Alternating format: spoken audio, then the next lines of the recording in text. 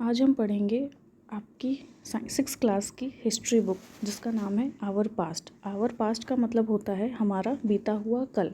मतलब आज जो हम जैसे हैं, क्या हम 100 साल पहले भी वैसे ही थे या हम 1000 साल पहले भी वैसे ही थे। तो इस बुक में हम अपने बीते हुए कल के बारे में जानेंगे, यानी कि ह्यूमंस के बीते हुए कल के बारे में। तो इसके लिए मैंने क्लास 6 की NCERT का बुक का रेफरेंस लिया है, ताकि आप अपनी छोटी उम्र में ही ये समझ पाएँ कि क्या हम जैसे आज हैं, क्या हम 100 साल पहले भी वैसे ही थे, या फिर हमारे इवैल्यूएशन कैसे हुआ, पहले के लोग क्या खाते थे, क्या पीते थे, कैसे रहते थे, उसके बारे में इस बुक में दिया हुआ है। तो हम शुरू करेंगे ये 6th क्लास की NCERT से। तो ये NCERT के जो लैंग्वेज होते हैं ना, थोड़ा टफ होता है, तो बच्चों को समझने में थोड़ी प्रॉब्लम होती है। तो मैं ये कोशिश करूँगी कि मैं अपने भाषा में आपको अच्छे से समझाऊँ, ताकि आपको दिक्कत ना हो समझने में। अगर आपको कोई भी डाउट होगा तो आप कमेंट सेक्शन में पूछ सकते हो। तो जैसे कि हमारा पहला टॉपिक है ये, तो हमारा पहला टॉपिक है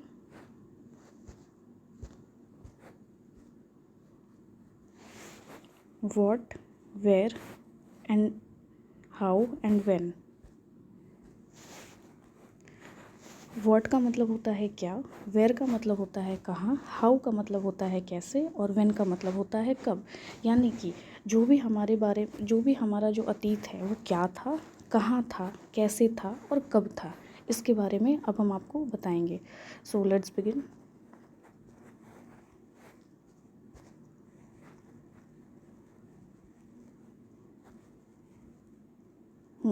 तो ये है हमारा first chapter.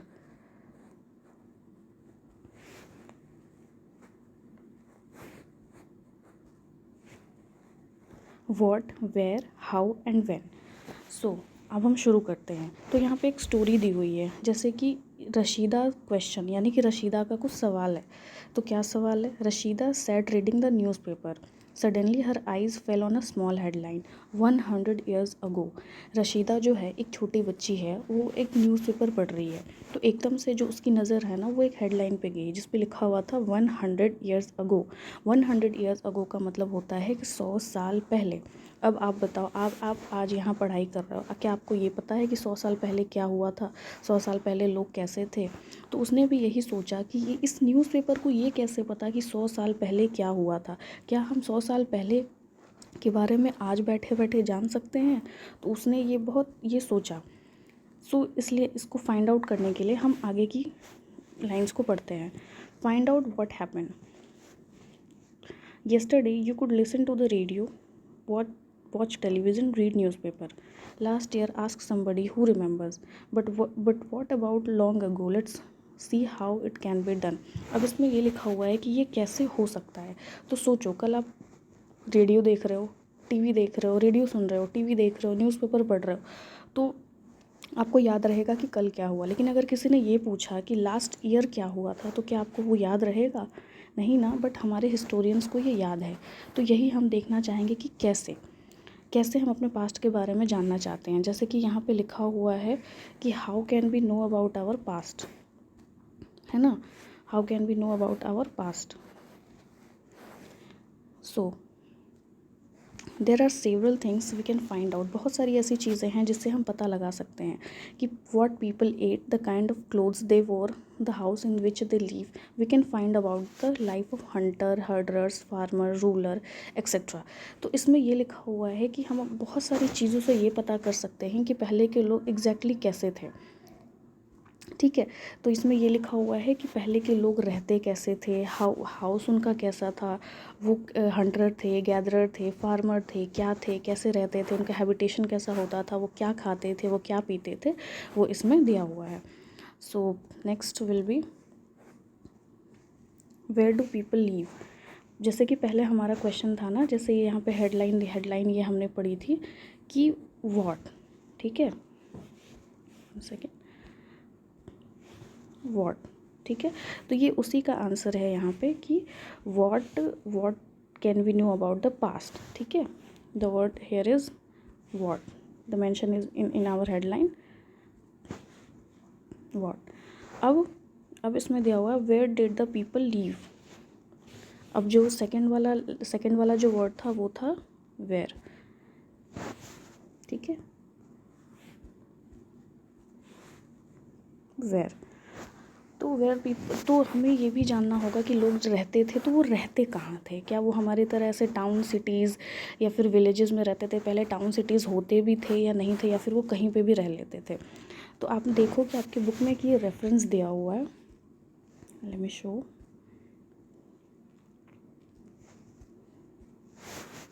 Narmada, find the Narmada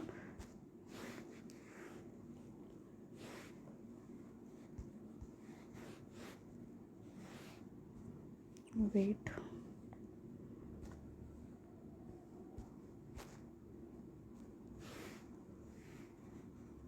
Narmada on the map. तो रिवर, तो इसका मतलब कि नर्मदा के बारे में अगर दिया हुआ है तो ज़रूर वहाँ से कुछ ना कुछ रेफरेंस हमें मिला होगा कि नर्मदा पे क्या है। तो सबसे पहले हम लोग नर्मदा को लोकेट करेंगे। Where is the Narmada? ठीक है, you can see here is the Narmada.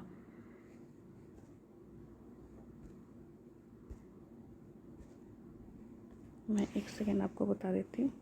ये just south to the Vindhyas, here is the Narmada. तो हमें ये देखना है कि नर्मदा दिया हुआ है तो इसका क्या रेफरेंस है। तो इसके लिए हमें फिर आगे की लाइन पढ़नी पड़ेगी। हाँ, people have lived along the bank of the river for the several hundred and thousand years. Some of the earliest people lived here were skilled gatherers, that is people who gather their food. हाँ, सो नर्मदा के reference देने का मतलब ये था कि हम लोग जो थे ना 100 साल या 1000 साल पहले ज़्यादातर ये प्रेफर करते थे कि वो पानी के पास रहें, ताकि उन्हें उनकी जो पानी की पूर्ति है वो पूरी हो सके। जैसे कि नदी के पास, झरने के पास, तालाब के पास। तो ज़्यादातर लोग, क्योंकि खाने का तो कोई ठिकाना नहीं था कि वो क्या खाएंगे क्या पिएंगे, पर उन्हें पानी का ये था कि पानी तो यहीं रहेगा, तो हमें पानी के पास ही अपना हैबिटेशन बनाना चाहिए। तो जो भी लोग पानी के पास रहते थे ना, mostly they were what, skilled gatherers. Skilled gatherers. तो स्किल गैदरर्स का मतलब होता है कि the people who gather their food. Gather their food मतलब कि वो खाने की खोज में लगातार रहते थे। जो पहले पहले जो होता था ना, उनका एम्बिशन ही यही होता था कि पहले हमें खाना मिले। पहले के लोग ये नहीं सोचते थे कि मैं सक्सेस हो जाऊँ, मैं पढ़ाई करूँ, मैं ये करूँ वो करूँ। पहले की प्रायोरिटी ही यही होती थी कि हमें खाना मिले, हमारा पेट भरे। क्योंकि पानी के लिए तो वो लोग नदी पे ही डिपेंड थे और वो नदी के पास ही हैबिटेट करते थे। तो इसीलिए पहले का प्रायोरिटी होता था कि फूड गैदर करना। So they knew about the vast wealth of plant in the surroundings forest and collected roots fruits other forest produce their food. तो वहाँ पे उस समय की बात ये होती थी कि उस समय खाने पीने का ना पहले आग की व्यवस्था थी, ना कभी हमें ये भी नहीं पता था कि यहाँ राइस होता है, पल्स होते हैं, व्हीट होते हैं, ये अनाज हमें मिले। तो वो लोग पहले प्लांट्स पर डिपेंड होते थे कि जो प्लांट्स होता है ना, उनके रूट्स को खाते थे, उनके उनके फ्रूट्स को खाते थे, उनको उनके स्टीम को खाते थे। तो वो पहले प्लांट्स पे भी डिपेंड थे। उसके बाद वो लोग एनिमल्स पे भी डिपेंड हो गए। They also, what is written here कि they also hunted animals not for the domestication but for their food. वो ये सोचते थे कि वो जब उनका पेट प्लांट से नहीं भरता होगा या फिर उनके खाने की आपूर्ति नहीं होती तो दे ऑल्सो हंटेड एनिमल्स, ताकि वो एनिमल्स का मांस खा सके, उनके चमड़े का यूज़ कर सके, कपड़ा अपने बदन को ढकने का भी यूज़ करते थे, खाने का भी यूज़ करते थे। तो यहाँ पे तो so the summary of this section is the people use to live besides the on the bank of the river, ताकि वो पानी की आपूर्ति कर सके। Second is they gather for the food and the third is the food they were dependent totally on the plants and animals. तो आपको इससे अभी ये समझ में आया होगा कि लोग रहते कहाँ थे। तो रहते कहाँ थे? तो नदी के किनारे रहते थे, और वो फूड को खोजने के फूड के लिए वो डिपेंड थे प्लांट्स पे और एनिमल्स पे। ठीक है, सो लेट्स गो अहेड। हाँ, दूसरी चीज़ कि आप लोग ये नोट कर लोगे कि जो नर्मदा है ना, ये जो नर्मदा का यहाँ रेफरेंस दिया हुआ है, ये जो नर्मदा का जो रेफरेंस दिया हुआ ये बहुत इंपॉर्टेंट है। आगे हम पढ़ेंगे क्यों, क्योंकि नर्मदा नदी ही थी तो वहाँ पे ज़रूर कोई ना कोई हैबिटेशन होगा, इसलिए उसका रेफरेंस दिया हुआ है। और ऑल्सो आप अपने मैप में ये जगह याद रखना, क्योंकि कभी कभी एग्ज़ाम में आ जाता है लोकेट करने के लिए। ठीक है, तो आपको ये याद होना चाहिए कि Narmada just south to the Vindhyas. ठीक है, तो ये जगह याद रहना चाहिए। सेंट्रल इंडिया में है, यानी ये मध्य प्रदेश में है। तो ये आपको याद रखने की ज़रूरत है। नेक्स्ट, ये हो गया। फिर नाउ एक और जगह का रेफरेंस दिया हुआ है। Now find the Sulaimani Kirthar hills to the north west. Sulaimani and Kirthar hills to the north west. North west यानी आपको डायरेक्शन का नॉलेज है, मैं आपको बता दूँ one second.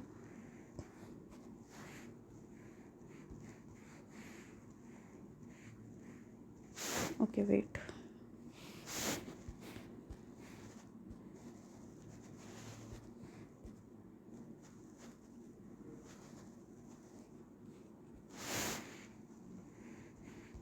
okay, the pen is not working, but let me tell you first कि Sulaimani and Kirthar hills,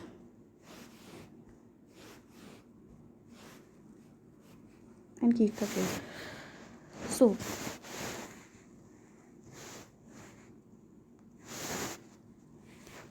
we will find out on the map north west यानी ये वाला साइड, ठीक है, ये this one is north west. So we will find the Sulaimani and Kirthar hills. So can you see where it is? It is in the northwest. So let me help you to find it. Here it is.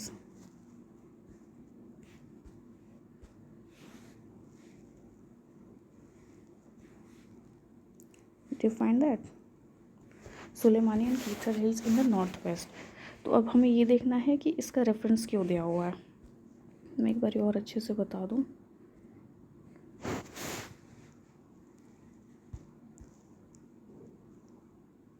ये Sulemani and here is a Kirthar, ठीक है. तो इसका reference क्यों दिया हुआ है मैं आपको ये बता दूं.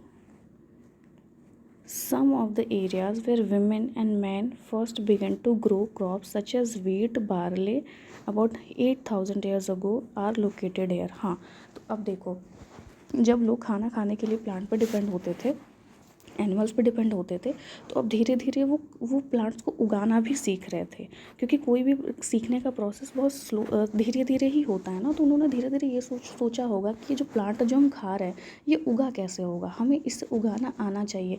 कल को अगर हम सब खा के ख़त्म कर देंगे तो फिर हमारे लिए कुछ नहीं बचेगा. तो उन्होंने ये सोचा होगा कि चलो अब हम इसे उगाना शुरू करते हैं. तो ये जो एरिया है ना वो इसलिए मेंशन है क्योंकि यहाँ ये पाया गया कि यहाँ लोगों ने पहली बार क्रॉपिंग की है, ठीक है. तो यहाँ पे ये है ना मेंशन कि some of the area where women man first began to grow their crops, ठीक है. तो आप इसको अपने नोट में ऐड कर लेना कि ये जो सुलेमान और कीर्थल वाला एरिया है. Wait a second, I don't know my pen is hanging right now, but please cooperate. ये जो सुलेमानी और कीर्थर वाला एरिया है ना, यहाँ पे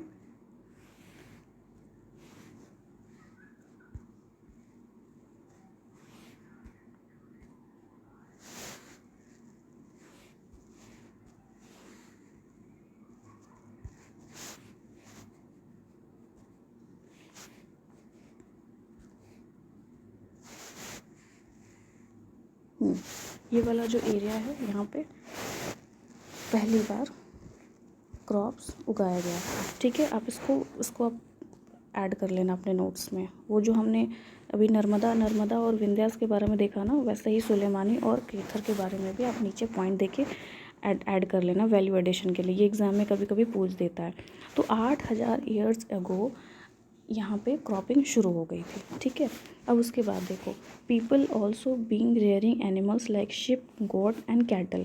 अब यहाँ पे लोग वेजिटेशन का तो जुगाड़ कर लिए थे, क्रॉपिंग तो हो गई थी. अब उसके बाद ये था कि अब हमें अपने पास कुछ जानवरों को भी रखना चाहिए जिनसे हमें फूड मिल सके, मिल्क मिल सके, लेदर मिल सके, जिनका हम कुछ यूज़ कर सकें. तो उन्होंने अब जिस जानवर के पीछे वो भागते थे वो वैसे ही जानवर को अब पालना शुरू करते हैं, ताकि वो फिर आगे बच्चा दे, फिर वो उनका पॉपुलेशन बढ़े, तो उन्हें भाग के पकड़ने की ज़रूरत ना पड़े, अब वो एनिमल उनके पास ही रहें, ठीक है. तो यहाँ पे rearing of cattle, animals like sheep, goat and cattle living in the villages. Lived in the villages. Villages यानी उन्होंने वहाँ पे अपना एक समूह बना लिया था और उसी को वो विलेज मानने लगे थे कि ये हमारी कम्युनिटी, ये हमारा विलेज है, अब यहाँ पे हम क्रॉपिंग भी करेंगे और एनिमल रेयरिंग भी करेंगे। और पानी के पास तो वो रह ही रहे थे, ठीक है। तो नेक्स्ट गो अहेड। अब यहाँ पे क्या हो जाता है कि एग्रीकल्चर जो होता है वो डेवलप हो जाता है, ठीक है, agriculture developed.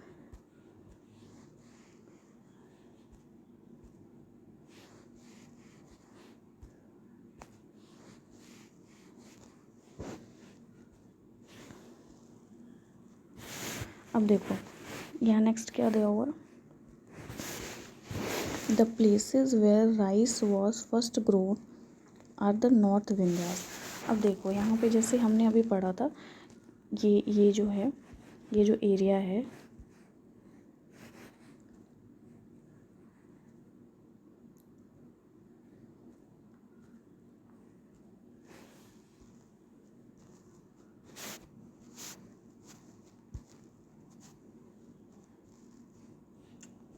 don't know my pen is not working properly। Suleman और कीथर वाला जो एरिया है, यहाँ पे जब हमने क्रॉपिंग शुरू कर दी थी तो वहाँ के मतलब कि क्रॉपिंग शुरू करने का मतलब कि लोग धीरे धीरे क्रॉपिंग के बारे में जानना शुरू कर देते थे।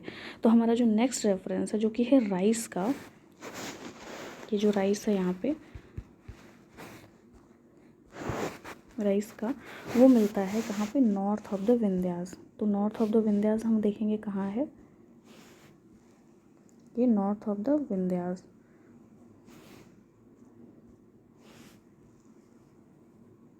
ठीक है। इसको भी आप पहले अपने नोट्स में मेंशन कर देना कि सबसे पहले राइस का जो एविडेंस था वो कहाँ मिला, तो नॉर्थ ऑफ द विंध्यास में मिला, ठीक है। तो we will locate it on the map कि नॉर्थ ऑफ द विंध्यास कहाँ है। तो नॉर्थ ऑफ द विंध्यास जैसा कि मैंने आपको बताया था,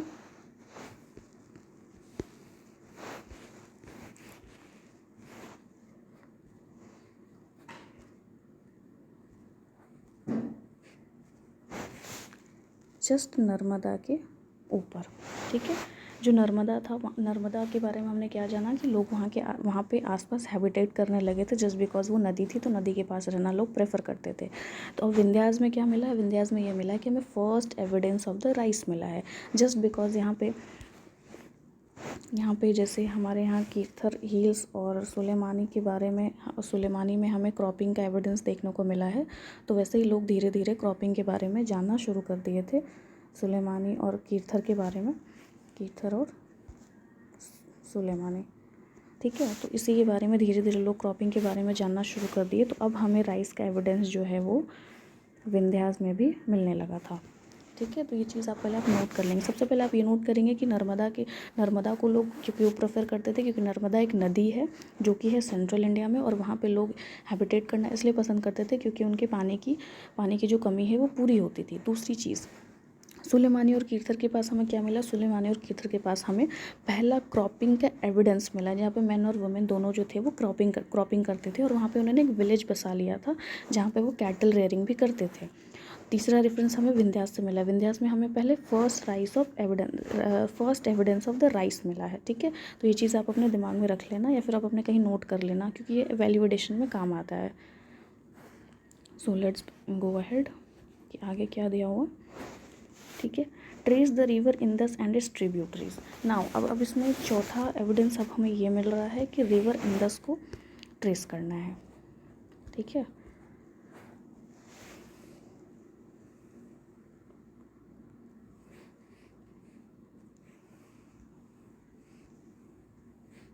वन सेकेंड,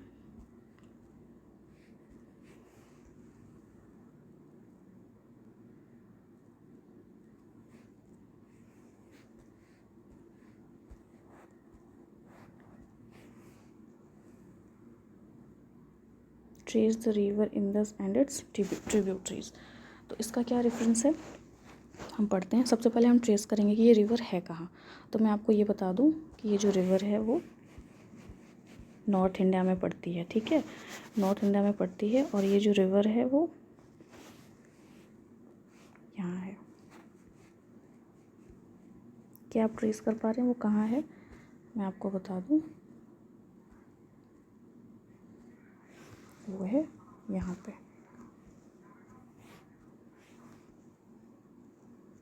ये रही इंडस रिवर, थोड़ा और बड़ा कर दो, ये है इंडस रिवर। इंडस रिवर्स का क्या रेफरेंस है भाई, आप इसको देख लेना कि वो इंडिया के मैप पे किस साइड है, क्योंकि एग्ज़ाम में कभी कभी मैप लोकेट करने के लिए आ जाता है ना, तो आपको ये याद रखना होगा। सबसे पहले आपको याद रखना होगा कि सबसे पहला रेफरेंस हमें नर्मदा और विंध्यास का रखना है, फिर दूसरा हमें कीर्थर और सुलेमानी का रखना है, हाँ क्यों नहीं रहा, सुलेमान और कीर्थर का, ठीक है। और चौथा हमें मिला है ये इंडस का।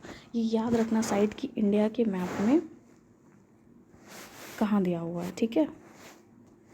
ये जो इंडिया का मैप है वो कहाँ कहाँ दिया हुआ है, ये आप अपने दिमाग में रख लेंगे, ठीक है। तो हाँ, तो मैंने जैसा बताया कि इंडस जो है वो यहाँ है। तो अब हम आगे पढ़ेंगे कि इंडस का रेफरेंस दिया क्यों हुआ है, ठीक है। Let's go ahead. So the trace the river Indus and its tributaries. तो हमने इंडस को तो फाइन कर लिया, एंड इट्स ट्रिब्यूटरीज। ट्रिब्यूटरीज का मतलब ये होता है कि जब कोई नदी पहाड़ से निकल के समुद्र की तरफ जाती है ना, पहले मैं आपको ये बता दूं कि कोई भी नदी, कोई भी जो मेन रिवर होती है, वो एक पहाड़ से निकलती है और फिर वो अपने समुद्र की तरफ जाती है, ठीक है। तो जब समुद्र की तरफ जाती है ना, तो बीच में उसको कई सारी नदियाँ जोड़ती हैं उससे, तो उस जो जोड़ती हुई नदियाँ हैं उन्हें हम ट्रिब्यूटरीज कहते हैं, ठीक है। जैसे कि यहाँ पे दिया हुआ है कि tributaries are the smaller rivers, वो सब छोटी नदियाँ होती हैं। Tributaries are the smaller river that flows into the large river, ठीक है। तो अबाउट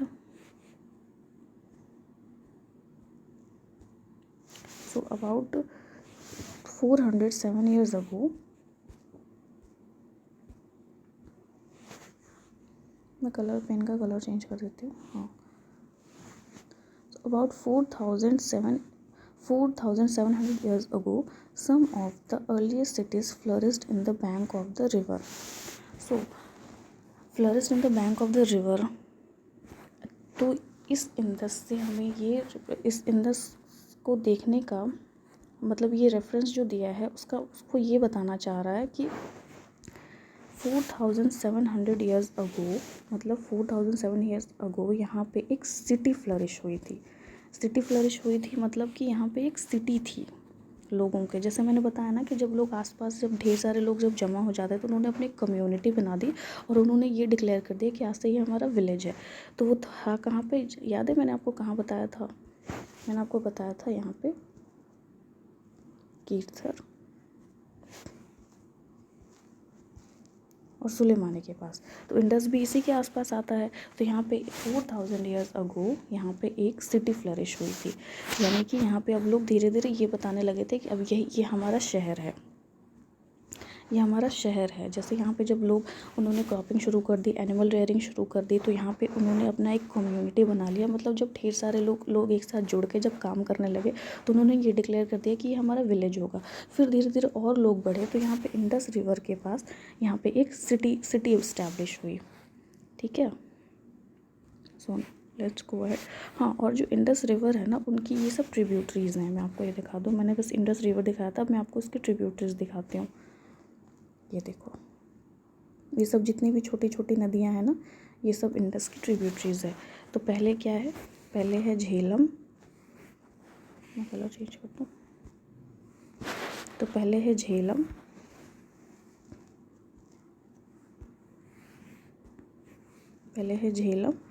फिर चेनाब, कैन यू से चेनाब, ब्यास एंड रावी और सतलज।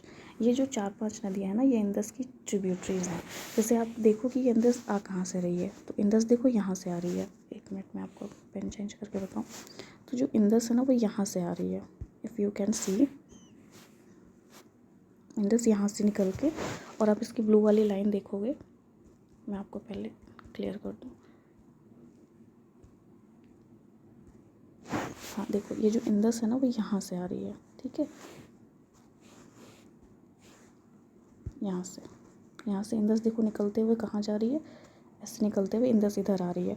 और इसे जो कहाँ रहा है इंडस, यहाँ पे, यहाँ जाके वो अरेबियन सी से मिल जाती है। यानी वो समुद्र से मिल जाती है। यहाँ से, यहाँ पे पहाड़ है, यहाँ पे हिमालय है, यहाँ से निकलती है और यहाँ पे अरेबियन सी से मिल जाती है। तो बीच में उससे इतनी सारे रिवर्स जो हैं वो जुड़ती हैं, जैसे कि क्या है, झेलम, चेनाब, रावी, व्यास, सतलज। तो ये सब जो जितनी भी छोटी छोटी रिवर्स हैं, ये सब इसकी ट्रिब्यूटरीज हैं, ठीक है। तो यहाँ पे जाके एक शहर फ्लरिश हुआ था, जो हुआ था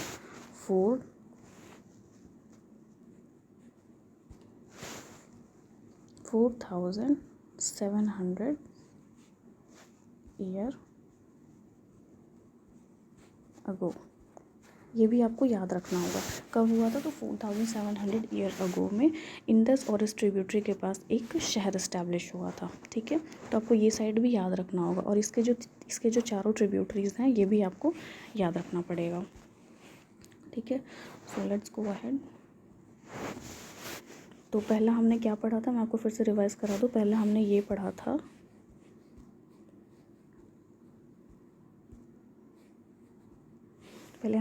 था, नर्मदा के पास लोग इसलिए रहना चाहते थे क्योंकि एक नदी है और उसके पास रह के लोग अपने हैबिटेशन कर रहे थे। दूसरा हमने ये पढ़ा था सुलेमानी और कीर्थर हिल्स।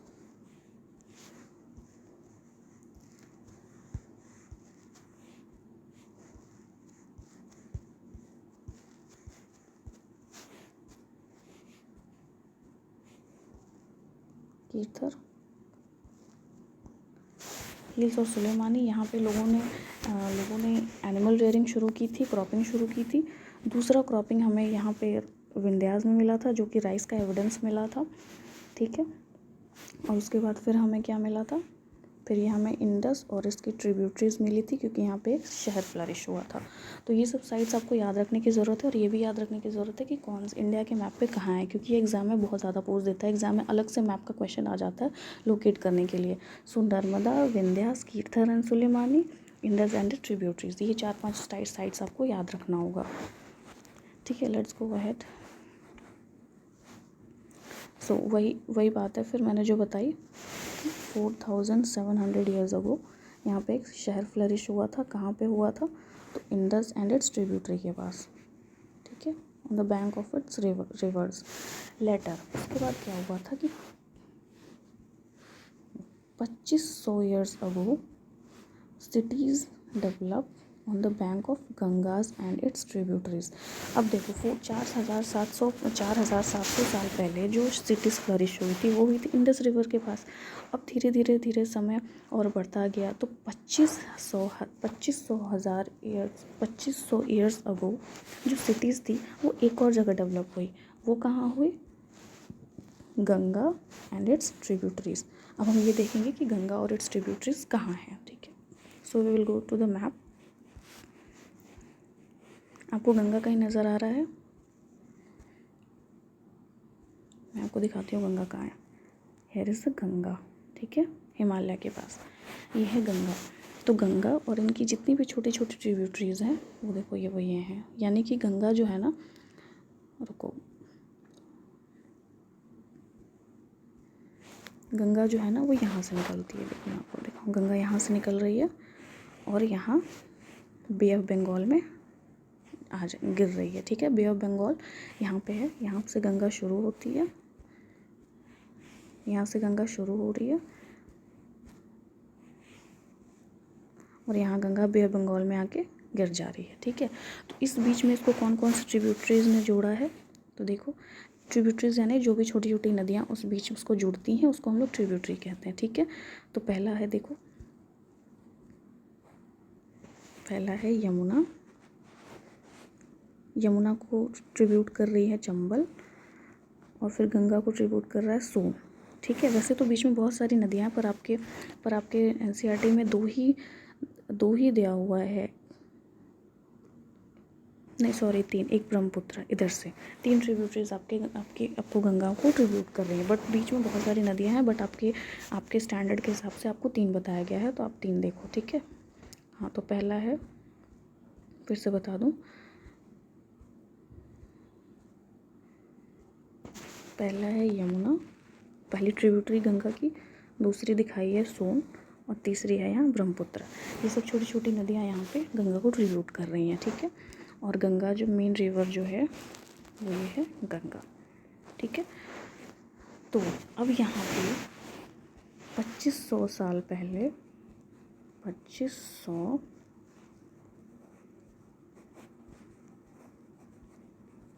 ईयर्स अगो यहाँ पे भी कुछ सिटी फ्लरिश हुई थी। ठीक है, तो आपको ये भी याद रखना होगा कि इंडस के साथ साथ गंगा और इसके ट्रिब्यूटरीज के पास भी 2500 साल पहले सिटीज़ फ्लरिश होना शुरू हो गई थी। मतलब यहाँ भी लोग आसपास अपने से कांटेक्ट कर रहे थे, कम्युनिटी बना रहे थे, विलेजेस बना रहे थे और लोग जुड़ते जा रहे थे, तो यहाँ पे शहर स्थापित हो जाता है। ठीक है, और गंगा भी एक नदी है, तो उसके आसपास ही लोग रहते थे और उससे जुड़ने वाली इतनी सारी ट्रिब्यूटरीज़ हैं, तो उसके आसपास ही लोग रहते थे, क्रॉपिंग करना शुरू किए, घर बनाना शुरू किए, रहना शुरू किए, तो एक नॉर्मल लाइफ धीरे धीरे वो लोग जीना शुरू कर रहे थे 2500 साल पहले। और इंडस के पास जो 2500 यानी 2500 ईयर्स अगो, और जो इंडस के पास जो सिटी फ्लरिश हुई थी वो हुई थी 4700 ईयर्स अगो। ठीक है, सो डोंट गेट कंफ्यूज। अब आपको ये खुद से अपने दिमाग में बैठाना होगा कि इंडस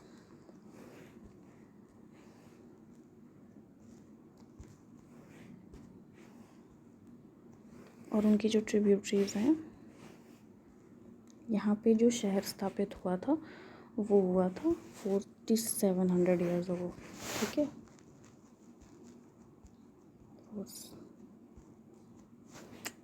मेरे पेन को पता नहीं क्या हो गया।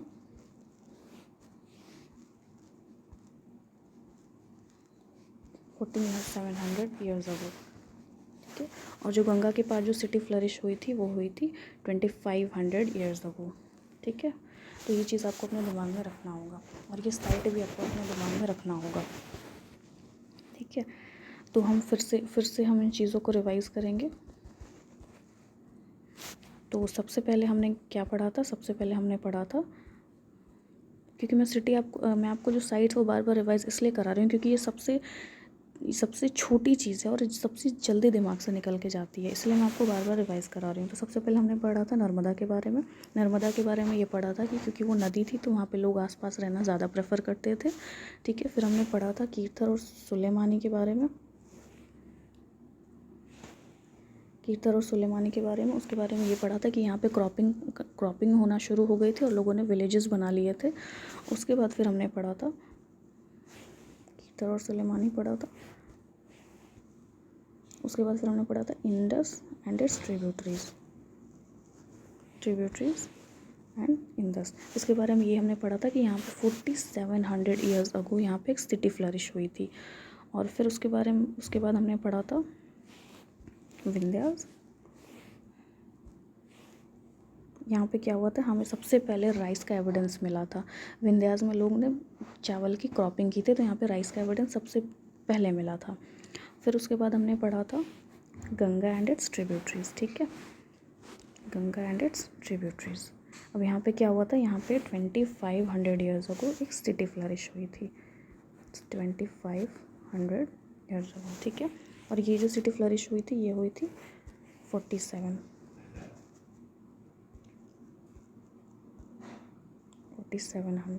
ठीक है, तो ये चीज़ आप अपने नोट्स में ऐड कर लीजिए, नहीं तो फिर आप दिमाग से निकल जाएगा। और एग्ज़ाम में आप 100% लिख लो, ये मैप में वाला क्वेश्चन 100% आएगा। ये 4-5 साइट्स में से एक साइट्स तो ज़रूर आपसे पूछा जाएगा। ठीक है, तो मूव अहेड। तो हमने गंगा का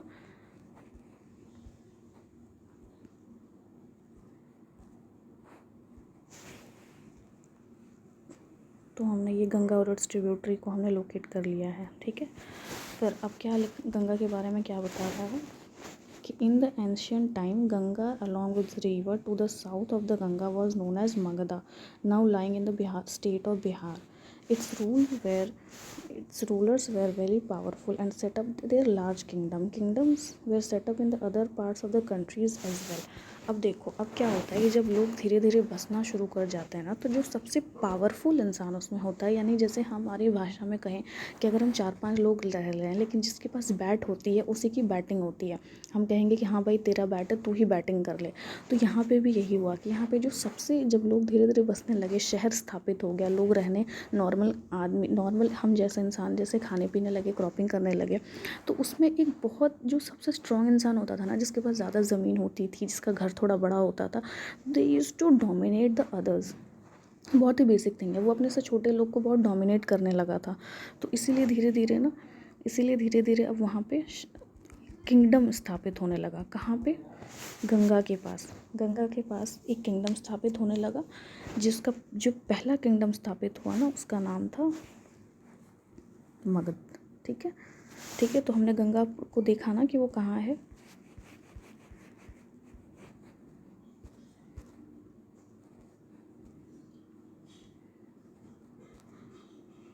गंगा कहाँ है? गंगा यहाँ है। तो यहाँ पे सबसे पहले किंगडम एक्स्टैब्लिश हुआ, जिसका नाम था मगध। ये भी क्वेश्चन में आ सकता है कि first kingdom established on the bank of the Ganga is the Magadh. और बाकी जगह भी किंगडम स्टैब्लिश हो रहे थे, मतलब जहाँ भी लोग जहाँ रह रहे थे, क्योंकि अब धीरे धीरे जब लोग यहाँ तक आ गए, सेंट्रल इंडिया तक आ गए, तो वो धीरे धीरे पूरे इंडिया में फैलना शुरू हो गया। तो ये जो किंगडम वाला सिस्टम था ना, मतलब जो स्ट्रॉन्ग पीपल थे, वेल्दी पीपल थे, वो डोमिनेशन वाला सिस्टम है ना, और इंडिया में स्थापित होना शुरू हो गया। जैसे लिखा था ना यहाँ पे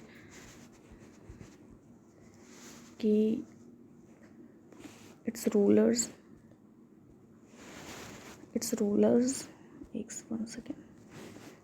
rulers were very powerful and set up their large kingdoms were set up in other parts of the countries as well। जैसा मैंने बताया ना कि सिर्फ गंगा के पास से नहीं, और भी जो कंट्री यानी हमारी इंडिया के आसपास के एरियाज़ में भी और भी किंगडम स्थापित होने लगे थे। So through out people travel from one part of subcontinent to another. The hills and high mountains including Himalaya, desert, rivers and seas made journey dangerous at the time but never impossible। हाँ, तो ये भी एक ये एक बहुत अच्छी चीज़ है कि तब के लोग इतना कष्ट वाला जीवन जीते थे, क्योंकि उन्हें हर चीज़ शुरू से शुरू करनी होती थी। चाहे वो खाना हो तो उसके लिए पहले आप पूरा फसल उगाइए, तब खाना आपकी प्लेट में आएगा। आपको पानी चाहिए, आप नदी के पास जाके पानी लेके आओ। आपको कपड़ा चाहिए, आप एनिमल्स के चमड़े से कपड़े बनाओ या फिर पेड़ की छाल से कपड़े बनाओ। तो इन्होंने इतना कष्ट सहा था ना कि वो बहुत स्ट्रांग हो गए थे। तो जिसका रिजल्ट ये था कि वो लोग ना travel from one part of सब कॉन्टिनेंट टू अनदर पार्ट, मतलब वो एक जगह से दूसरे जगह भी जाने की कोशिश करते थे, ताकि हम वो एक्सप्लोर कर पाएँ कि आगे क्या हो सकता है। जैसे मैंने अभी बताया ना आपको कि ये जो इंडस के लोग हैं, जो इंडस के लोग हैं, जैसे जब इंडस के पास यहाँ पे जब शहर बसा, तो गंगा के पास भी बसा। तो यहाँ लोग को कैसे पता चला कि हाँ, यहाँ पे कि हम भी घर बना सकते हैं, हम भी एक सिटी फ्लरिश कर सकते हैं, क्योंकि यहाँ के लोग माइग्रेट बहुत ज़्यादा करते थे। मतलब वो कभी इधर से उधर, यहाँ के लोग यहाँ, वहाँ के लोग यहाँ, जैसे यहाँ के लोग यहाँ आते थे, वहाँ के लोग यहाँ जाते थे। तो इनका माइग्रेशन हमेशा चलता रहता था, इसलिए वो अपना कल्चर भी, वो अपनी चीज़ों को भी एक दूसरे से शेयर करते थे, एक दूसरे को बताते थे कि भाई मैंने ऐसे घर बनाया तो तू भी ऐसे घर बना सकता है। तो लोगों को आइडियाज़ एक्सचेंज हुआ, चीज़ें एक्सचेंज हुई, तब जाके ये सिटी फिर जो ये जो चीज़ें हैं वो पूरे इंडिया में होनी शुरू हो गई, जस्ट बिकॉज ऑफ माइग्रेशन। तो यहाँ पे ये लिखा हुआ है कि वो लोग माइग्रेट करते थे फ्रॉम द वन सब कॉन्टिनेंट टू अदर, और वहाँ उन्हें बहुत सारी चीज़ों का सामना भी करना पड़ता था, कि जैसे कि पहाड़ है, उन्हें पार करके जाना, जैसे कि ये इंक्लूडिंग हिमालयाज़, पहाड़ है, Himalayas, desert, rivers, seas made their journey dangerous. जबकि उनकी जो जर्नी थी ना बहुत डेंजरस भी होती थी, क्योंकि जैसा कि अगर आप इसमें देखो, अगर लोगों को यहाँ से सेकेंड, अगर किसी को यहाँ से यहाँ आना होता था तो उसको बहुत सारी प्रॉब्लम का सामना करना पड़ता था, क्योंकि ये जो एरिया है ना, ये पूरा माउंटेन्स वाला है और डेजर्ट वाला है। तो यहाँ से अगर किसी को यहाँ आना होता था तो वो माउंटेन्स, डेजर्ट, सी, रिवर्स सब पार करके आते थे। या फिर यहाँ के भी लोगों को अगर यहाँ जाना होता था तो तो एक हिमालय भी एक पहाड़ी वाला एरिया है, तो वहाँ पे भी उनका टेरेन ऊपर नीचे वाला है, प्लेन एरिया नहीं है। वहाँ पे गंगा है, फिर यहाँ आने के बाद यहाँ एक थार डेजर्ट है। ये सब पार करके आना जाना उन लोगों के लिए बहुत मुश्किल भी होता था, पर वो कभी इन सब चीज़ों को इम्पॉसिबल नहीं मानते थे। आज हम क्या करते हैं कि अगर हम आज कहीं जाते हैं, अगर हमारे पैर में कुछ चुभ भी गया तो हमें ऐसा लगता है कि अरे यार अब तो हम चल नहीं पाएंगे, आगे जा नहीं पाएंगे, तो चलो आज नहीं कल चले जाते हैं। बट पहले के लोग बहुत ज़्यादा ही साहसी होते थे, बहुत ही करेजियस होते हैं। जैसा मैंने बताया ना, उन्होंने इतना कष्ट सहा है कि वो शुरू से बहुत ही ज़्यादा साहसी थे। तो उन्होंने कभी इस चीज़ को इम्पॉसिबल नहीं माना और वो करते गए, चलते गए, आगे बढ़ते गए, एक्सप्लोर करते गए। So men and women moved in the search of livelihood. Also escape from natural disasters like flood, droughts. Some men marched their armies conquering other lands. अब देखो यहाँ पे कई तरीके की चीज़ें हैं। यहाँ पे जैसे ये है कि लोग जो एक जगह से दूसरी जगह जाते थे, तो उसका रीज़न ये भी होता था कि एक तो एक्सप्लोर करते थे कि आगे और हम क्या बेहतर पा सकते हैं जिससे हम अपनी लाइफ को आसान बना सके। और दूसरा ये होता था कि वो लाइवलीहुड के चक्कर में भी जाते थे। जैसे जहाँ पे हमने आज घर बना लिया, पर हमें उस घर को संभालने के लिए कुछ खाना चाहिए, पानी चाहिए, पैसे चाहिए, या फिर हमें कुछ कमाना चाहिए, उसकी वजह से वो दूसरी जगह जाते थे। तो फिर उन्हें बहुत सारी चीज़ों का सामना करना पड़ता था। और तीसरा रीज़न ये होता था उनके जाने का कि नेचुरल डिज़ास्टर, जैसे कभी बारिश हो गई, तूफ़ान आ गया, तो उनके तो कभी पहले के घर हमारे जितने बंगलो या फिर ये बहुत बड़ी बड़ी बिल्डिंग्स नहीं होती थी। वो बहुत ही एक टेम्परेरी सेटलमेंट होती थी, जो कि आराम से अगर आंधी आए, तूफ़ान आए तो वो गिर सकती थी। तो उन सब से बचने के लिए भी वो माइग्रेट करते थे।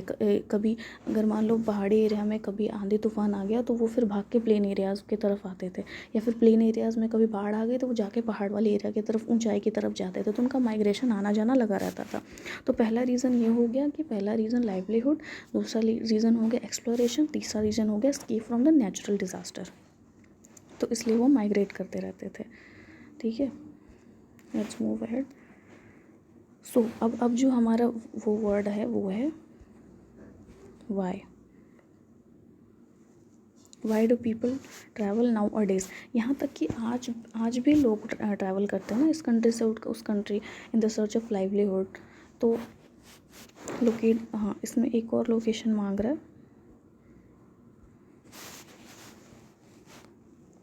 Locate the map once hills, mountains, seas from the natural frontiers and the subcontinent.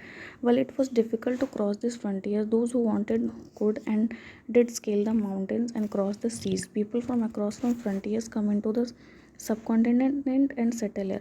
तो सिर्फ ये सब जो चीज़ें हो रही थी ना, ये सिर्फ हमारे इंडिया में ही नहीं हो रही थी, वो बाहर जो कंट्रीज़ हैं हमारी, वो सब भी तो धीरे धीरे वैसे ही डेवलप हो रहे थे ना। तो वहाँ के लोग भी इधर आ रहे थे और यहाँ के लोग भी उधर जा रहे थे।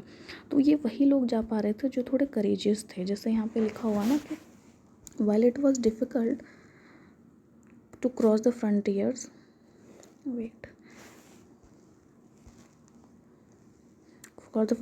those who wanted could and did the scale mountains and cross the seas. People from across frontiers also come to the subcontinent and settled here. तो सबकॉन्टिनेंट यानी कि जो दूसरे देश के लोग थे, वो लोग भी यहाँ आते थे और यहाँ भी सेटल करते थे। और ये वही लोग कर पाते थे जो बहुत करेजियस थे। सब लोग नहीं कर पाते थे, क्योंकि बहुत माउंटेन्स पार करने पड़ते थे, समुद्र पार करना पड़ता था, आंधी तूफान से बच के प्लेन टेरेन से माउंटेनियस से टेरेन प्लेन में अपने आप को बचा के वो दूसरी जगह पहुँच पाते थे और वहाँ के बारे में जान पाते थे, और ये सोचते थे कि हमें वहाँ पे कैसे लाइवलीहुड मिले। ठीक है, so overhead these people movement interest are culture and tradition. अब देखो ये एक अच्छी बात है, ये एक पॉइंट करने वाली बात है कि जब लोग सोचो कि अगर जब कोई बाहर से हमारे यहाँ आ रहा है, हमारे इंडिया, पहले ये बिल्कुल भी नहीं था कि मैं इंडिया का हूँ, मैं यूएस का हूँ, मैं चाइना का हूँ, तो मैं यहाँ नहीं जाऊँगा, मैं वहाँ नहीं जाऊँगा। It was only the land कि जो हमारी ज़मीन है वो कहाँ तक जुड़ी हुई है। बस लोग इधर उधर आते जाते थे, उन्हें ये भी नहीं पता चलता था कि अब वो अपने देश के बाहर है या फिर अपने देश के अंदर है या फिर वो किसी दूसरे देश में है। तो जब लोग एक दूसरे से मिलते जुलते थे ना, तो वो अपने अपनी जगह की चीज़ें बताते थे कि यार मैंने पहले राइस ग्रो किया, फिर मैंने कैटल रेयरिंग की, फिर मैंने घर बनाया, फिर हमारा विलेजेस हुआ, फिर हमने उसे शहर में बदल दिया और हम पानी के पास रहते थे। तो वैसे जो दूसरा पर्सन होता था, जो दूसरी जगह से आता था, वो इन लोगों को बारे में बताता कि यार मैंने पहले फायर का वो डिस्कवर किया। जस्ट एन एग्जांपल कि वो अपनी चीज़ें यहाँ के लोगों को बताता था और यहाँ के लोग अपनी चीज़ें उन लोगों को बताते थे। तो ये जो रीज़न है ना, वो कल्चरल एक्सचेंज का रिज़ल्ट हुआ। As a result it enriches our culture. For example, जो आज हम अपने बर्थडे में केक काटते हैं ना, वो हमारे इंडिया का कल्चर नहीं था। It is totally a western culture. ठीक है, तो ऐसे ही बहुत सारी कल्चर, जैसे आज हम दिवाली में दिया जलाते हैं या पटाखे जलाते हैं, तो वहाँ के लोग भी दिवाली वाले दिन दिया जलाते हैं, या फिर उनका कुछ ऐसा कुछ सेलिब्रेशन होता है तो दिया जलाते हैं। तो ये हमारा सिर्फ कल्चरल एक्सचेंज हुआ। ठीक है, जस्ट बिकॉज ऑफ माइग्रेशन। यहाँ तक कि people share a few carvings, stone composing, music, even cooking food for the several years.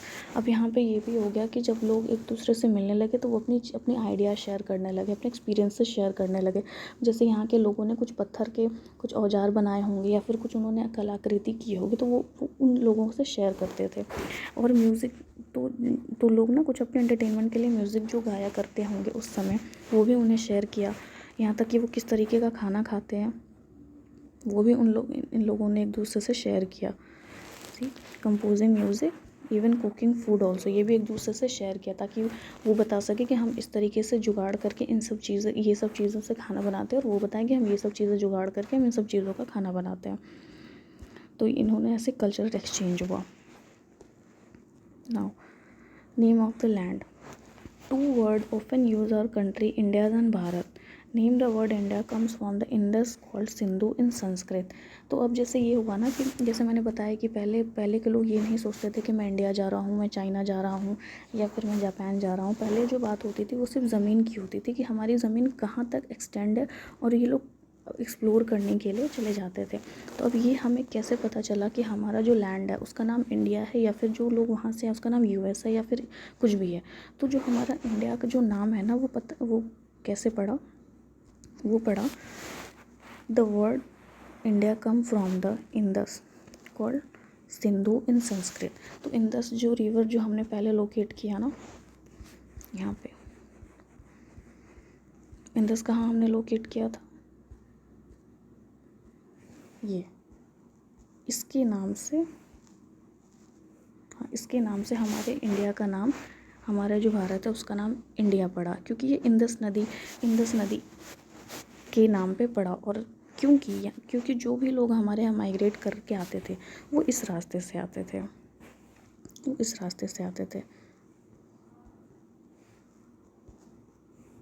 इस रास्ते से हमारे यहाँ आते थे। तो जब भी वो आते थे, तो they always face the Indus river. तो इस इंडस रिवर की वजह से यहाँ का नाम इंडिया पड़ा। ठीक है, अब आगे देखते हैं। Now find Iran and Greece in your atlas. अब हमारे पास एक एटलस होना चाहिए, जो कि अभी एनसीईआरटी में तो नहीं है। तो आप एक एटलस खरीदोगे, उसमें देखोगे कि ईरान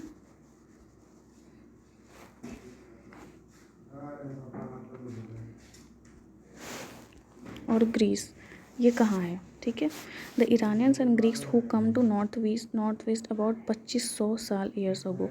तो जो पहली बार हमारे इंडिया में जो लोग आए थे, जैसे मैंने बताया था कि यहाँ के लोग भी बाहर जाते थे और वहाँ के लोग भी हमारे पास आते थे। तो जो पहली बार हमारे पास जो लोग आए थे, wait a second,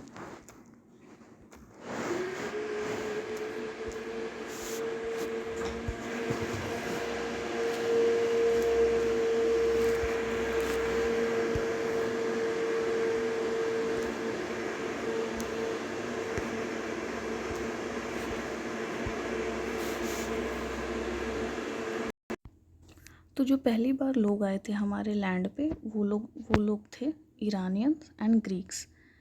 late me show you, Greeks and Iranians, ये लोग पहली बार हमारे लैंड पे यानी हमारे इंडिया पे आए थे, और वो 2500 साल पहले ये आप याद रखना। 2500 ईयर्स अगो हमारे लैंड पे पहली बार जो ईरानियंस और ग्रीक्स आए थे for migration for the livelihood and all, जैसा मैंने आपको बताया, तो वो इस रास्ते से आए थे। जैसे ये मैंने आपको बताया ना, नॉर्थ वेस्ट साइड, इस रास्ते से आए थे, इंदस वाले रास्ते से, इधर से आए थे। क्योंकि इधर तो पूरा पानी था, कोई नहीं आ सकता था, ना इधर से कोई आ सकता था, ना इधर से कोई आ सकता था, और ना ही इधर से कोई आ सकता था। ये पूरा तिब्बत वाला एरिया है। तो this only way to enter India was this way only. ठीक है, तो हमारे ईरानियंस और ग्रीक्स जो थे वो इसी रास्ते से आए थे, और वो इंदस को पार करते हुए आए थे। तो उन्होंने हमारे इंडिया को इंदस के नाम से जाना। और हिंदी में यानी संस्कृत में इसको कहते हैं सिंधु नदी। सिंधु नदी से हमारे इंडिया जाना गया कि ये सिंध देश है, सिंध प्रांत है। ठीक है। नाउ हमने कहाँ तक पढ़ा था? हाँ, 2500 साल पढ़े, तो इसलिए फिर यहाँ पे सो देवर क्या लिखा है यहाँ पे?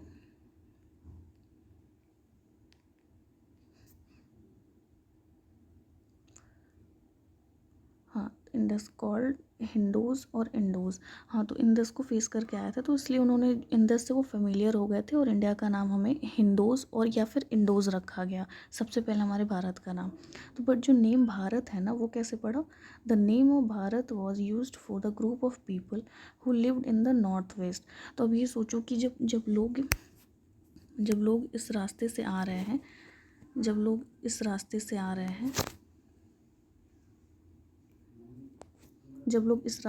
रहे हैं तो यहाँ पे लोग भी तो होंगे ना यहाँ पे। तो जब वो ईरानियन और ग्रीक यहाँ पे आए तो उन्होंने हमारे भारत को बोला इंडोज। और यहाँ पे भारत जो है ना, वो वर्ड यूज़ किया गया था ग्रुप ऑफ पीपल, क्योंकि यहाँ पे जो लोग रहते थे वहाँ पे ग्रुप ऑफ पीपल से मिले, तो उन्होंने इसका नाम रख दिया Bharat. Bharat was not for the India, Bharat was the use of group of people जो यहाँ पे रखे थे। और उन्होंने किसने इस चीज़ का नाम दिया था? तो ईरानियन और ग्रीक्स ने नाम दिया था कि हम जा रहे हैं इंडोज, यानी कि हिंदुस्तान तो हम बोलते हैं, पर इन्होंने पहले हमारा भारत का नाम इंडोज दिया था, और भारत उन्होंने ग्रुप ऑफ पीपल के लिए बोला था जो लोग यहाँ पे सेटल्ड थे। क्योंकि जब वो आए तो सबसे पहले इन्हीं लोग से मिले थे, तो ये लोग को जब वो मिले तो इन्होंने इनका नाम भारत रख दिया। ठीक है। नाउ ओके, तो ये जो रेफरेंस है, ये हमें कैसे पता चला कि ऐसा ऐसा हुआ था कि लोग आए थे, मिले, फिर उन्होंने हमारा नामकरण भी कर दिया? तो ये हमें मेंशन है ऋग्वेदा में। ऋग्वेदा यानी ये एक वेद है जो आप आगे के चैप्टर्स में पढ़ोगे। ये एक संस्कृत कॉम्पोजिशन ऑफ वेदास है, जिसमें इसमें ये लिखा हुआ था कि भारत के जो लोग हैं उनको भारत का नाम दिया गया था, और जो हमारे हिंदुस्तान है उसको हिंदोज और इंडोज का नाम दिया था बाय ग्रीक्स एंड ईरानियन। कब? तो 2500 साल पहले। ठीक है, ये आप याद रखना। Next, finding about the past. अब हम लोग अपने पास्ट के बारे में जानेंगे कि हमें और क्या क्या रेफरेंस मिले थे अपने पास्ट के बारे में। So there are several ways of finding out about the past. बहुत सारी तरीके हैं अपने पास्ट के बारे में जानने के लिए। वन इज़ टू सर्च और रीड बुक्स। तो हम लोग तो या तो रिसर्च कर सकते हैं, या फिर पुरानी किताबें पढ़ सकते हैं कि पहले हुआ क्या था, जो कि दे वर कॉल्ड मैन्युस्क्रिप्ट यानी हाथ से लिखी हुई किताबें।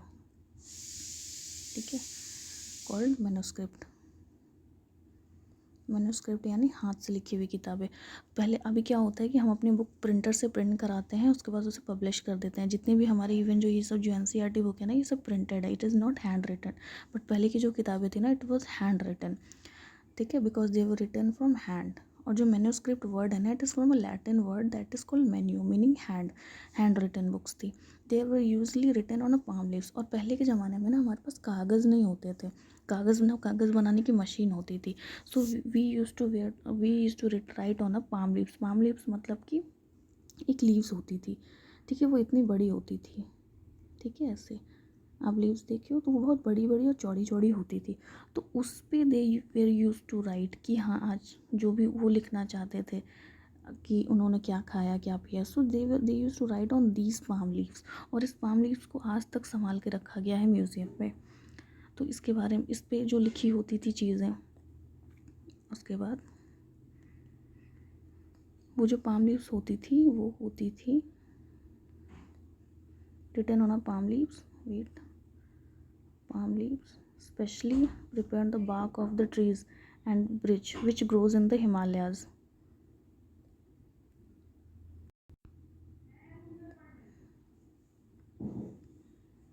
On the palm leaves. Over the years, many manuscripts were eaten away by the insects. अब वो क्या होता था कि पान के पत्ते पे लिखा होता था तो उसके बाद या तो वो इंसेक्ट डिस्ट्रॉय कर देते थे या फिर वो गल जाते थे, सड़ जाते थे बारिश के पानी में। वो मतलब मेनली वो जो होते थे वो डिस्ट्रॉय हो जाते थे। तो बहुत सारी रेफरेंस तो हमें मिले भी नहीं। फिर उसका क्या जुगाड़ लगाया गया, आगे बढ़ते हैं कि कुछ जो मैन्युस्क्रिप्ट हैं वो अभी भी हैव सर्वाइव्ड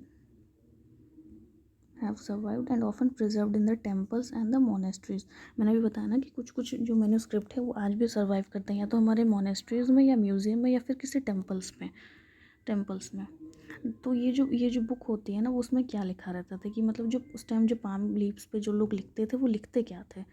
सो यहाँ पे दिया हुआ है कि this books deal with all kinds of subject like religious belief and practices, the lives of Kings, medicines and science.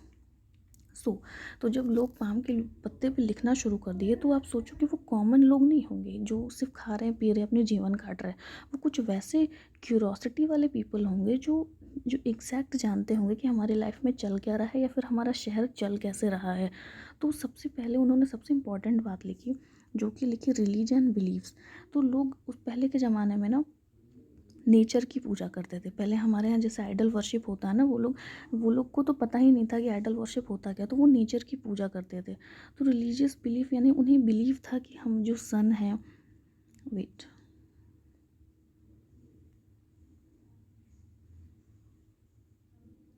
जो सन है उसकी पूजा करते थे, फिर जो एयर है उसकी पूजा करते थे, फिर जो पानी है उसकी पूजा करते थे। तो ये उनका रिलीजियस और बिलीफ था।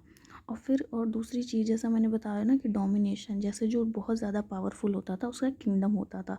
तो जो बहुत ज़्यादा पावरफुल होता था ना उसको जो बहुत नीचे के लोग थे वो बहुत एज ए राजा की तरफ देखते थे। जैसे हम आज के ज़माने में अनिल अंबानी को देखते हैं, मुकेश अंबानी को देखते हैं, नरेंद्र मोदी को देखते हैं, मतलब हम जितने भी आसपास अपने अमीर लोगों को देखते हैं तो हम ये सोचते हैं कि उनकी लाइफ कैसी होती होगी, है ना। हम इमेजिन करते हैं कि उनकी लाइफ होती कैसी होगी। तो वैसे ही जो नॉर्मल लोग होते हैं ना वो अपने से अमीर लोग यानी कि राजा के बारे में लिखते थे, ठीक है। और उस समय की मेडिसिन और साइंस क्या होती थी, मतलब जब अगर कोई बीमार पड़ गया तो उसे कैसे इलाज कराना है, उसके पीछे की मेडिसिन और साइंस के बारे में लिखते थे। तो वहाँ लोग विद्वान होते थे पर ज़रूरी नहीं कि वो अमीर होते थे। तो जितने भी विद्वान लोग होते थे ना वो ऐसी राइटिंग्स करते थे ताकि हम आगे की पीढ़ी है वो जो हम इनके बारे में जान सकें। और भी कुछ लिखते थे जैसे कि एपिक्स हो गया, कहानियाँ हो गई, पोयम हो गए, नाटक हो गए, वो सब चीज़ें लिखते थे। Many of this were written in Sanskrit other in Prakrit language used by ordinary people and Tamil. तो जितने भी पोएट्स जितने भी पोएम्स प्लेज एपिक्स लिखे हुए हैं वो मेनली संस्कृत में लिखे होंगे, संस्कृत में लिखे थे, या फिर प्राकृत यानी नेचुरल भाषा जो वहाँ उस समय के लोग नॉर्मली बोलते थे, ठीक है। और कुछ जो है वो तमिल में लिखे हुए हैं। अभी आप आगे पढ़ोगे इनके बारे में, ठीक है। नाउ हमें इंस्क्रिप्शन का भी एविडेंस मिलता है। इंस्क्रिप्शन क्या होता है मैं आपको बताती हूँ। इंस्क्रिप्शन ये होता है, inscription are written on a hard surface जैसे दीवार हो गया, यहाँ इस पे कुछ ना कुछ लिखा रहता था किसी चीज़ के बारे में, इंस्क्रिप्शन हो गया। या फिर कोई हार्ड सरफेस जैसे कि ये देखो, ये यहाँ पे है ना, ये हार्ड सरफेस, उस पे लिखा होता था ताकि ये कभी डिस्ट्रॉय ना, क्योंकि पामली उस पर कुछ ना कुछ चीज़ें डिस्ट्रॉय हो जाती थी बट हार्ड सरफेस पे वो डिस्ट्रॉय नहीं होता था। तो लोग उस पर लिख के वो फॉर परमानेंटली उसे सेटल कर देते थे, ठीक है। तो इस पे लिखा क्या होता था, अब ये हार्ड सरफेस है तो ये जो लोहे की चीज़ें हैं ये सब हर कोई अफोर्ड नहीं कर पाता था, हर कोई पत्थर पे लिखवा नहीं पाता था। तो इस पे वही लोग लिखवाते थे जो स्ट्रांग होते थे, जैसे राजा महाराजा होते थे, ठीक है। तो इस पे जो लिखा जो होता था वो किंग्स के ऑर्डर्स लिखे होते थे, बाकी जो पुराने मतलब जो गरीब लोग हैं उनके लिए, ठीक है, कि इस पे ये ऑर्डर्स लिखे होते थे कि राजा क्या चाहते हैं कि आप ये काम करें। जो बहुत पावरफुल होता था वो अपना एक किंगडम बना लेता था, और जो किंगडम बनाता था तो वो राजा हो जाता था, तो बाकी सब उसके लिए नॉर्मल पब्लिक होती थी। तो वो ये इंस्क्रिप्शन पे वो अपने ऑर्डर्स लिखता था। तो पहला पहला हमें एविडेंस मिला है पाम लीव्स का। पाम लीव्स पे पोएम्स लिखे होते थे। फिर ये साइंस एंड मेडिसिन्स लिखी होती थी, और रिलीजियस एंड बिलीफ्स लिखे होते थे। बट ये जो हार्ड सरफे यानी इंस्क्रिप्शन है ना, इस पे हमें राजा के ऑर्डर्स लिखे होते थे, ठीक है।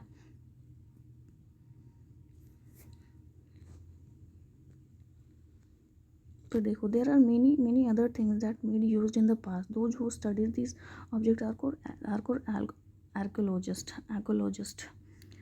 आर्कोलॉजिस्ट। हाँ, आर्कोलॉजिस्ट यानी कि जो लोग इस चीज़ को पढ़ते थे, जो लोग बहुत, जैसे इस समय में जो भी लोग बहुत क्यूरियस हैं हमारे पास्ट को जानने के लिए, तो वो लोग इसकी स्टडी करते थे। फिर वो जो पाम लीव्स है ना, वो टेम्पल और मोनेस्ट्रीज में जाके उसकी स्टडी करते थे। और वो जो लोग जो हिस्ट्री के बारे में खोज करते हैं, जो स्टडी करते हैं, जो बहुत क्यूरियस होते हैं, उन्हें हम कहते हैं आर्कोलॉजी, ठीक है, आर्कोलॉजिस्ट। नाउ, और आर्कोलॉजिस्ट का ये भी काम होता है कि वो चीज़ों को खोद के भी निकाले, मतलब कि वो चीज़ों की खोज करे। तो ज़रूरी नहीं कि सिर्फ हमें पाम लीव्स और इंस्क्रिप्शन पे जो चीज़ मिले वही चीज़ थी। They study the remains of building, stone and bricks, painting and sculpture. तो जो पहले के घर होते थे ना, वो उसके बारे में वो भी स्टडी करते थे। बिल्डिंग एंड स्कल्पचर्स, जो लोग पहले अपना कैसे घर बनाते थे, किस तरीके के घर बनाते थे, उनके बारे में भी वो स्टडी करते हैं। तो जो स्टडी करते हैं उनको हम आर्कोलॉजिस्ट बोलते हैं, ठीक है। फिर देखो, आर्कोलॉजी और क्या क्या एक्सप्लोर करते हैं। They also explore find tools, weapons, pots and pants and ornaments. तो जो पहले की औरतें होती थी वो ऑर्नामेंट्स भी पहनती थी। पहले जो बर्तन होते थे, पहले जो औजार होते थे, कैसे पॉट्स बनते थे, वो सब की खोज करते थे। क्योंकि जो लोग घर में रह रहे हैं वो कुछ ना कुछ चीज़ों को यूज़ तो करेंगे ही करेंगे। तो वो क्या कैसे कैसे यूज़ करते थे, क्या यूज़ करते थे, किस तरीके की चीज़ें यूज़ करते थे, उनके बारे में वो ये आर्कोलॉजिस्ट जो होते हैं वो खोज करते हैं, ठीक है। नाउ नेक्स्ट, हाँ, जैसे देखो ये मिला है,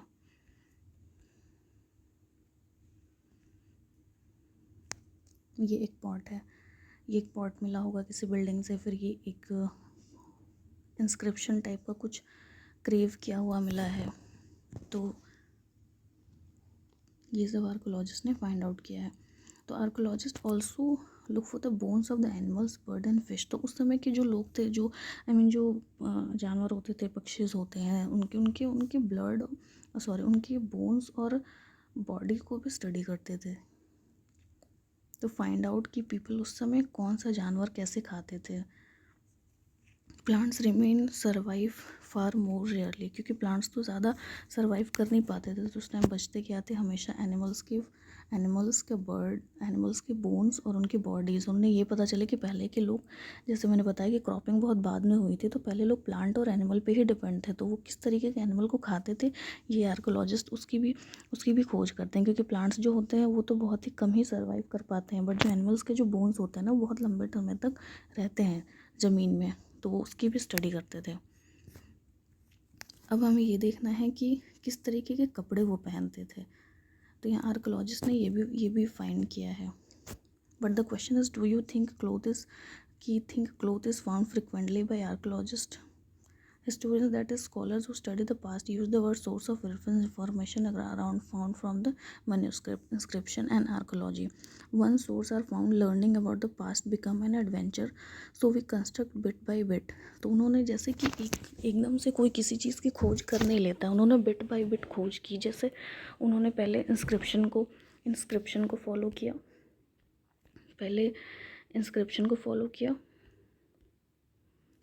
फिर मैन्युस्क्रिप्ट को, फिर उसके बाद तो फिर जब उन्होंने इन दोनों को एक्सप्लोर किया तो जो पास्ट बिकम थोड़ा सा एडवेंचरस उन्हें लगने लगा। So we reconstruct bit by bit. उन्होंने फिर धीरे धीरे आगे की खोज करना शुरू कर दी थी, ठीक है। सो वन पास्ट और मेनी, मतलब हमें ये देखना है कि क्या हमारा सिर्फ एक ही पास्ट था या फिर बहुत सारे पास्ट थे। तो यहाँ पे है कि did you notice the title of the book our past. आपने जो नोटिस किया हमारे जो बुक का नाम है वो आवर पास्ट है। पास्ट मतलब कि past is to past is a plural to draw the attention of fact that past were different from different group of a people। तो जो हमारा बुक है ना वो पास्ट नहीं आवर पास्ट्स है। पास्ट मतलब प्लूरल हो गया। प्लूरल मतलब कि एक पास्ट नहीं, बहुत सारे पास्ट हैं। सो अब बहुत तरीके के पास्ट हैं, तो सबको वन बाय वन हम लोग धीरे धीरे पढ़ेंगे। नाउ अब हम ये देखेंगे कि जो मैंने आपको बताया था कि जो 4700 ईयर्स अगो हमारा एक सिटी इस्टेब्लिश हुआ था, फिर 2500 ईयर्स अगो फिर एक गंगा के पास सिटी इस्टेब्लिश हुई थी, फिर 2500 ईयर्स अगो ईरानियन और ग्रीक्स हमारे लैंड पे आए थे। तो ये जो डेट्स है वो क्या है, उसका मतलब क्या है। तो पढ़ो आप कि if somebody ask you the date you will probably mention the day month and year. अगर कोई आपसे ये पूछता है कि आपका बर्थ डेट क्या है तो आप प्रोबेबली मेंशन करोगे कि 5 जनवरी 2001 और 5 जनवरी 2010 और समथिंग, ठीक है। तो ये जो पहले के जो डेट्स थे ना, वो पहले जो डेट्स थे वो 2000 1000 या 100 नहीं थे। पहले जो डेट्स थे ना वो डिसाइड होते थे बीसी यानी बिफोर क्रिस्ट की वजह से। क्रिस्ट यानी कि जेजस क्रिस्ट जो थे हमारे क्रिश्चियन के गॉड, उनके बर्थ डेट से डिसाइड होता है। So all the dates before the birth Christ are counted backward and usually have the letters BC। तो BC यानी कि ये है मिडिल, यहाँ के जन्म, ये जो BC यानी बिफोर क्रिस्ट है। तो जो भी डेट है वो अगर क्रिस्ट के जन्म से पहले का है तो वो बैकवर्ड जाएगा, और जो भी डेट जो क्रिस्ट के जन्म के बाद का है तो वो फॉरवर्ड जाएगा। तो बट जो मेन एरा है ना वो यहीं से डिसाइड होता है कि यहाँ इस डेट, ये कि कोई भी जो इवेंट होता है वो इस डेट से पहले हुआ था या इस डेट के बाद हुआ था। तो मेन जो है हमारा वो जेसस क्रिस्ट का बर्थ है। So here we find the dates. Now letters with dates, इसको आप लोग पढ़ लेना याद से, ठीक है। इसको आप लोग पढ़ लेना और इसको ठीक से रीड कर लेना। अगर आपको कोई भी डाउट होगा जो मैंने अभी एक्सप्लेन किया ना वो इसमें दिया होगा। अगर आपको कोई डाउट होगा तो आप मुझे कमेंट सेक्शन में पूछ सकते हो, ठीक है। नाउ ये जो पिक्चर दी हुई है ना, ये सिंबल्स होते थे पहले के। ये पहले लोग सिंबल्स बनाते, पहले के लोग को पढ़ना लिखना तो आता नहीं था, तो वो लोग ऐसे ही सिंबल्स बनाते थे, ये और ये, टू डोनेट समथिंग, जिसको ये आर्कोलॉजी ने फाइंड किया है।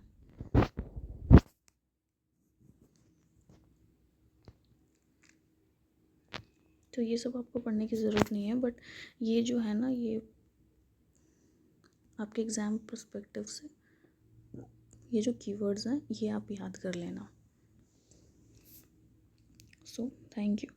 अगर आपको कोई डाउट रहेगा तो आप मुझे प्लीज़ कमेंट सेक्शन में बता देना। I will solve it. Thank you.